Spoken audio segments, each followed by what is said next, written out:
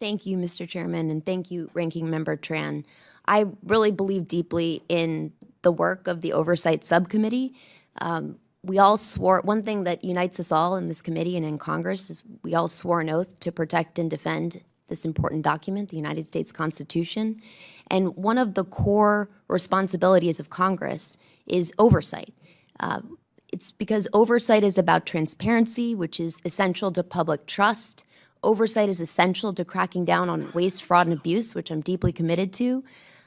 Oversight is about making sure that our government works for hardworking people and that we give the American people and our small businesses the certainty that they need and deserve. Another core constitutional responsibility of Congress is the power of the purse, the power to direct and control federal spending. And that's because we live in a democracy and not in a monarchy. And so what we've seen in the last 51 days is an unprecedented assault on this power of Congress. It's an assault that is lawless, it's dangerous, and it has had a really bad impact on so many of our small businesses and workers across this country and across New Hampshire. Mr. Trent, you testified that federal funding freezes are a direct attack on small businesses, on the stability that small businesses need. And that's certainly what I'm hearing from small businesses across New Hampshire who are unsure about whether they can keep workers on payroll, who aren't sure how they're going to provide health care to those workers. I wondered if you could say more about what you're seeing from federal funding freezes across the country. So we've got hundreds of members that were directly impacted by those funding freezes, and the impact ripples throughout their own local economy.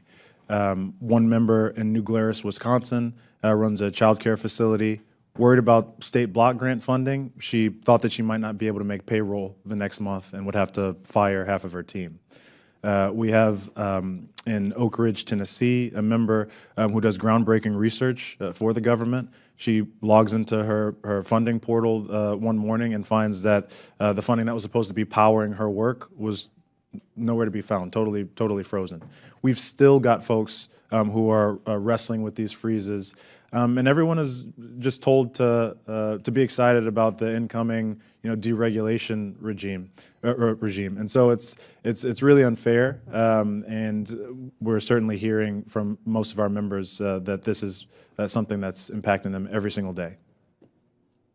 Well, I should say also the impact of these freezes has been on SBA workers in the state of New Hampshire. It's not just here in the Capitol, it's across the country in field offices, which is harming our small businesses too. Mr. Trent, you wrote about a subject that I care deeply about, fair competition.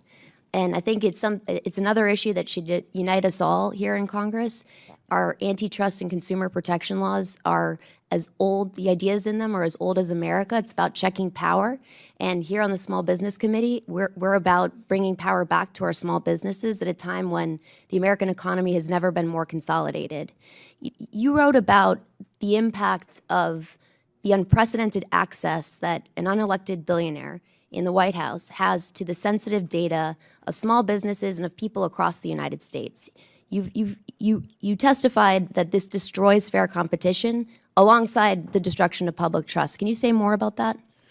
So there's a reason why, Walmart doesn't have access to the books of the mom and pop stores right down the street from it. There's a reason why no other CEO in this country has access to the bank statements, taxpayer data of small businesses, because it's an unbelievably unfair advantage. And this includes the taxpayer data and bank statements of some of Elon Musk's actual competitors.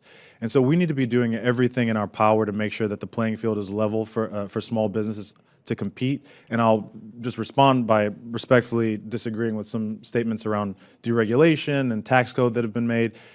With deregulation, can be good, but very often the benefits accrue to the largest companies in the world. The repeal of Dodd-Frank and the lessening of restrictions around capital requirements inevitably led to the fallout of Silicon Valley Bank. JP Morgan was quick to gobble up thousands and thousands of depositors while a lot of different small banks languished, right? The tax code, 82% of surveyed small business owners believe that the tax code is currently rigged against them, favoring large corporations. So you've got a growing sentiment among small business owners that things aren't fair, and we need to do something to fix that. Thank you. The woman's time has expired. I yield back. All right.